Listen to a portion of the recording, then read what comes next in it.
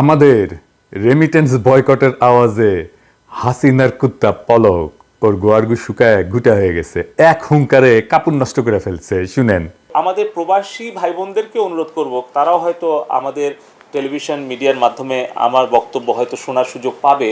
তারা রেমিটেন্সটা পাঠাবে, তাদের রেমিটেন্সটা অর্থ পাঠানোর যেন ব্যাংকে কোনো সমস্যা না হয়, তার জন্যই কিন্তু আমরা আমাদের ব্যাংকিং এবং যে কমার্শিয়াল যে এরিয়াগুলো আছে এগুলোকে প্রাধান্য দিচ্ছি। ফলে আমরা দিচ্ছি ধরেন ব্যাংক পাড়া, আমাদের কূটনৈতিক পাড়া, আমাদের বাণিজ্যিক এলাকা এবং মিডিয়া এলাকা। সো এই ধরনের কর্মকাণ্ড কিন্তু পরিকল্পিতভাবে করা হচ্ছে আমাদের প্রবাসী কর্মী ভাই বোনদের বিরুদ্ধে, ষড়যন্ত্র হচ্ছে। শুধু আওয়াজ দিছি তাতে এই অবস্থা, তাইলে শুরু করলে কি হবে বুঝেন? শুরু করে দেন, পলক শেখ মুজিবকে ছাইরা আপনারা আব্বু ডাকবে। এবার আসেন আর্মির প্রসঙ্গ।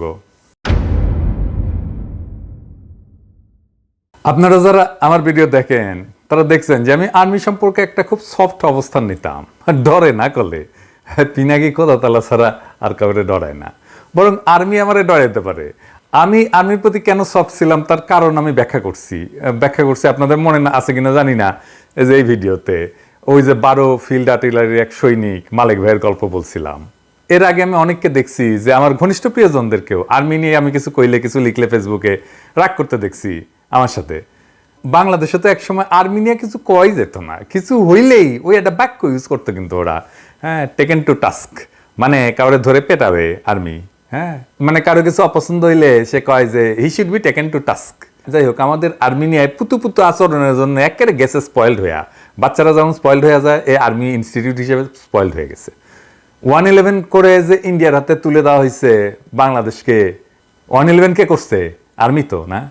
2018 সালে স্ট্রাইকিং ফোর্সের নামে পাহারা দিয়ে নৈশভোট করতে দিছে কে? আর্মি তো। এটা বিবিসি রিপোর্ট দেখায় আপনাদেরকে। ভোটাররা ভোট দিতে গেছে, তাদের ধরে মারপিট করতেছে আওয়ামী গুন্ডারা, তারা ছুটে গেছে সাহায্যের জন্য সেনাবাহিনীর টহল দলের কাছে। তারপরে তারা কি করে চম্পট দেয় দেখেন।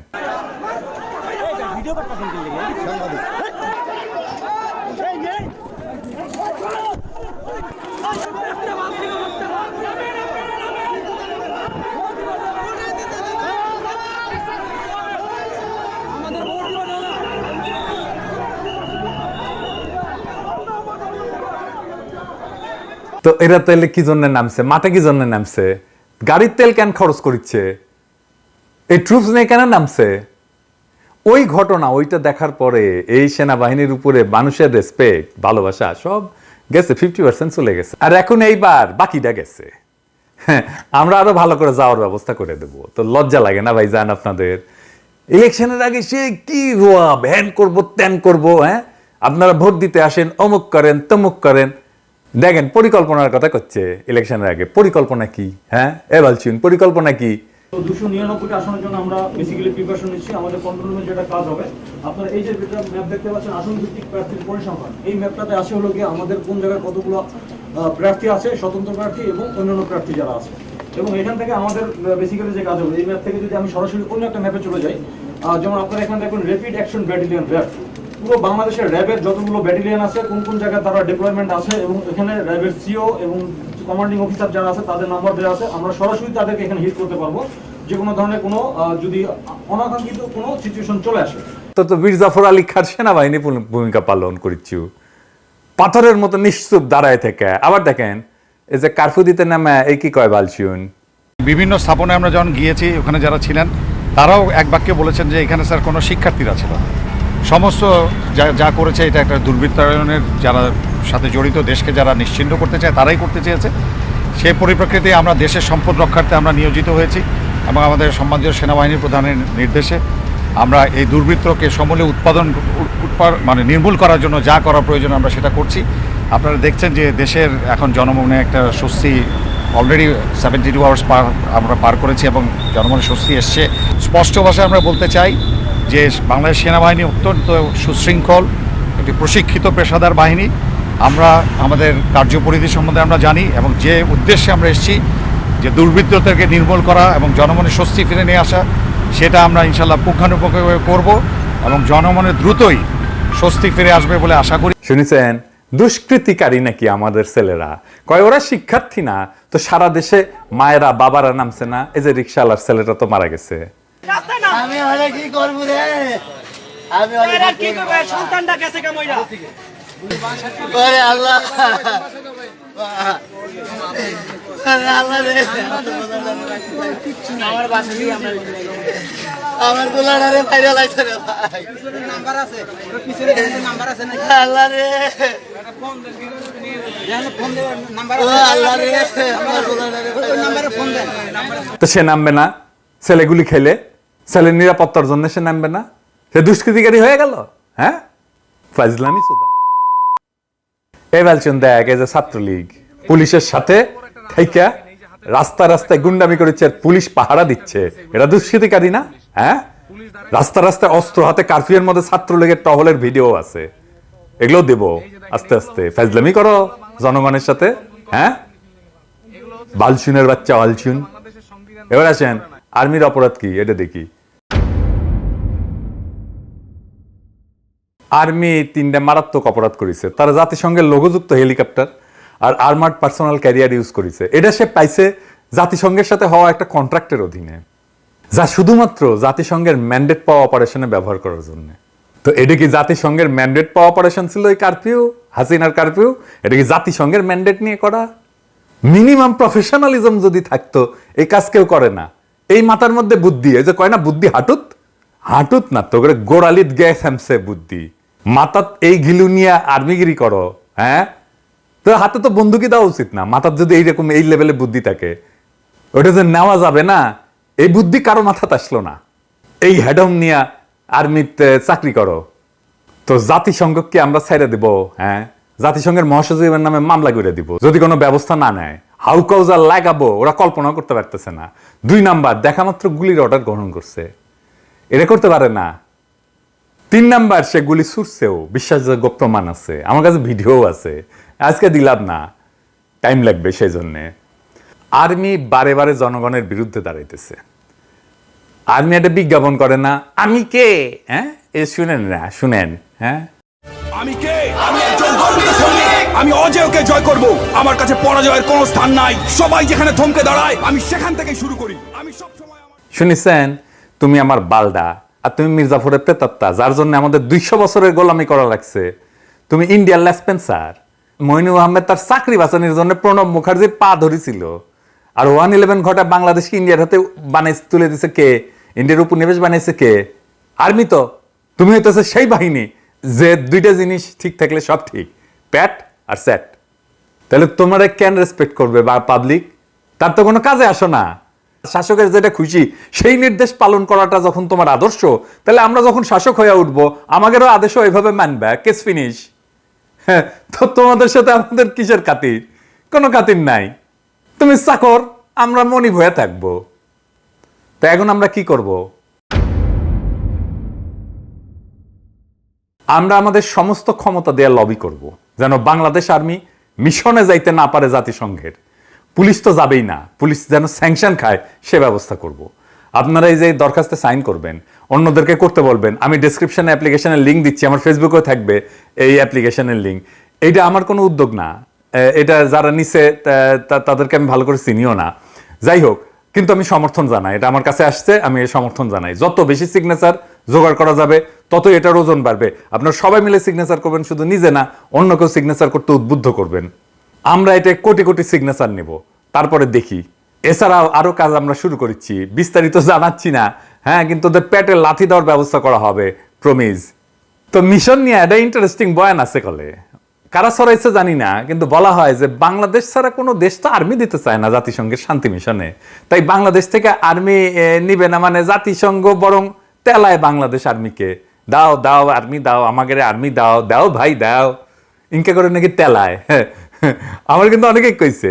আজকেও আমার এক আমেরিকান বন্ধুর সাথে ফোনে এটা নিয়ে কথা হইতেছিল, তো সেও করছে যে আরে না না, কেউ তো আর্মি দিতে চায় না, শুধু বাংলাদেশই দেয়, আর 2-1টা ছোটখাটো দেশ দেয় আর কি। বাংলাদেশ আর্মি না দিলে জাতিসংঘ বিপদে পড়বে। হ্যাঁ, এটা একদম মিছা কথা। ইন্ডিয়ান পেঁয়াজ নিয়েছিল না একটা বয়ান, এমন ধারণা তৈরি করা হয়েছিল যে ইন্ডিয়ান পেঁয়াজ ছাড়া আমাদের রান্নাঘর বন্ধ হয়ে যাবে, আমাদের খাওয়া দাওয়া বন্ধ হয়ে যাবে। হ্যাঁ, আমরা হিসেব করে দেখাইছিলাম যে বাংলাদেশ পেঁয়াজের স্বয়ংসম্পূর্ণ, পেঁয়াজ আমদানির দরকার নাই। দেখেছেন তো পরে আসলেই আমাদের কথা ঠিক। শান্তি মিশনে অনেক দেশ সৈন্য পাঠায়, সবচেয়ে বেশি পাঠায় নেপাল, বাংলাদেশ তৃতীয় কন্ট্রিবিউটর, এটা ইউএনের নিজস্ব হিসাব। এছাড়া রুয়ান্ডা আছে, ইথিওপিয়া আছে, যারা বেশি পাঠায়, অনেক বেশি পাঠায়। কিছু বাংলাদেশের চেয়ে বেশি পাঠায়, কিছু বাংলাদেশের সমান পাঠায়। ইন্ডিয়া আছে, পাকিস্তান আছে, প্রায় বাংলাদেশের সমান পাঠায় সেনা। বাংলাদেশ থেকে যদি নাও নেয় সেনা, জাতিসংঘের কোনো অসুবিধা হবে না, বিন্দুমাত্র অসুবিধা হবে না। হিউম্যান রাইটস ভায়োলেটার, মানবাধিকার লঙ্ঘনকারী শান্তি মিশনে যাবে না, এটা সোজা চাপ। সে প্লেন অ্যান্ড সিম্পল। দুনিয়াতে আমাদের সাপোর্ট করার মতো রাজনৈতিক দল অনেক আছে, অনেকের সাথে আমাদের যোগাযোগ তৈরি হয়ে গেছে এর মধ্যেই। আগে শুধু তো হিউম্যান রাইটস অর্গানাইজেশনগুলোর সাথে ছিল, এখন মিডিয়ার সাথে সম্পর্ক দাঁড়িয়েছে। তারা জানে বাংলাদেশে কি গণহত্যা হয়েছে, আর এই গণহত্যার রক্ত বাংলাদেশের সেনাবাহিনীর হাতে লাইগা আছে। এই ক্যাম্পেইন চলবে সারা দুনিয়ায়। আর একটা কথা কয়ে দিই, প্রিয় সেনাবাহিনী, হ্যাঁ আপনাকে বাংলাদেশ মুক্ত করার জন্য যদি একটা মুক্তিবাহিনী গড়ে ওঠে, ফাইট কইরা তাদের বীরত্বের সঙ্গে টিকতে পারবেন না। হ্যাঁ, ওই কুকি চিনের সাথে পারেন না, আর এই উদ্দীপ্ত তারুণ্যের সাথে আপনি কেমনে পারবেন? খুব কাছে মায়ানমারের উদাহরণ কিন্তু আছে। হাসিনা যদি ক্ষমতায় টিকে থাকে, তাহলে বাংলাদেশ ওইদিকে যাবে, লিখে রাখতে পারেন। এইবার আসেন একটা ফেসবুক স্ট্যাটাস দিয়ে এপিসোড শেষ করি। আমি জানি না আমি পুরোটা ঠিক মতো পড়তে পারবো কিনা, কারণ এইটা এত মুভিং, এত এত ইমোশনাল। এটা আমি যতবার পড়তে গেছি পুরোটা আমি পড়তে পারিনি, তারপরেও আপনাদের সাথে আমি শেয়ার করি। এটা একটা বোন লিখছে তার ভাইকে নিয়ে। আসেন আমরা শুনি। ছবির ছেলেটা আমার ভাই, আমাদের দুই বোনের একমাত্র আদরের ভাই। আমরা ওকে কি পরিমাণ ভালোবাসি এটা হয়তো কখনো আর তাকে বলাই হবে না, সুযোগ করি। যেদিন প্রথম আম্মু তাকে আনে বাসায়, এসেই সে আমাদের দুই বোনের গায়ে সসম্মানে হিসু করে ভালোবাসার জানান দেয়। আমাদের ছোট্ট বাবুটাকে আমরা টুনা ডাকতাম, ভালোবাসার ডাক আর কি। ছোট্ট টুনা বড় হয়ে বড় টুনা হইল, কিন্তু টুনাই রয়ে গেল, আমাদের কাছে সৈকত হতে পারলো না। কি রাগ তার! আমাকে বন্ধুদের সামনে টুনা ডাকবে না তো সেবন্তী আপু। 11ই সেপ্টেম্বরে তার 20 বছর হওয়ার কথা ছিল। জন্মদিনের কয়েকদিন আগে থেকেই গান গাওয়া শুরু করত। সেবন্তী আপু, কি কেক বানাবা তুমি? কত হাসি খুশি ছিলাম আমরা, এখন বুকে খালি হাহাকার। কি যেন নাই, নাই তো নাই। আমাদের কলিজাকে গুলি করে মারা হয়েছে। আমার ফুলের মতো ভাইটাকে ঠান্ডা মাথায় টার্গেট করে মাথায় গুলি করা হয়েছে। বাবার কাছে ছেলের লাশের চেয়ে ভারী এই পৃথিবীতে কিছু আছে? বিচার কাকে দেব? আল্লাহর কাছে দিলাম। আমার আল্লাহ কখনো কারোর সাথে অবিচার করতে পারে না। হাসরের ময়দানে বিচার করবে আমার আল্লাহ।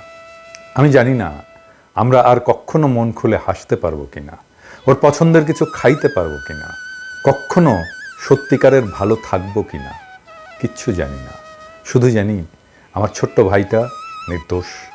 সে ছোট্ট একটা বাচ্চা ছেলে যে বীরের মতো বন্ধুকে বাঁচাতে গিয়েছিল। কারণ এটাই তার পারিবারিক শিক্ষা যে কাউকে বিপদে দেখলে সাহায্য করতে হয়।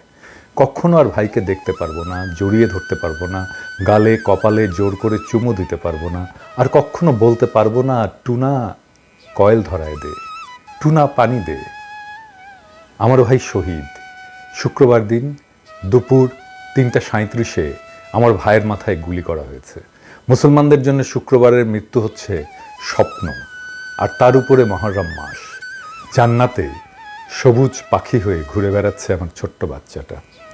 আমরাও অপেক্ষায় আছি কবে পাখির সাথে দেখা হবে আবার। বিশেষ দ্রষ্টব্য, সবাইকে জানাতে চাই আমার ভাই শহীদ, ও নিষ্পাপ। সবাইকে জানাতে চাই সে কখনো কারো ক্ষতি করেনি। মোহাম্মদপুর স্কুলের ছাত্র, কি নিষ্পাপ ছেলেটা। মেয়েটা একটা ভিডিও দিয়েছিল কয়েকদিন আগে, লিখেছিল বেরু করতে যাই। ছেলেটার শেষ ভিডিও। এমন হাজারো গল্প আসবে, আমরা জানি। আমাদের সন্তানদের যারা এইভাবে হত্যা করেছে তাদের ক্ষমা নাই, কেউ থাকুক আর না থাকুক। আমি একা ধারায় ওদের জান কালা কালা করে দেব, এটা দেশবাসীর কাছে আমার শপথ। শেখ হাসিনার এই বর্বর শাসনের অবসানের আগে আমরাও জিরাবো না। ইনকিলাব জিন্দাবাদ।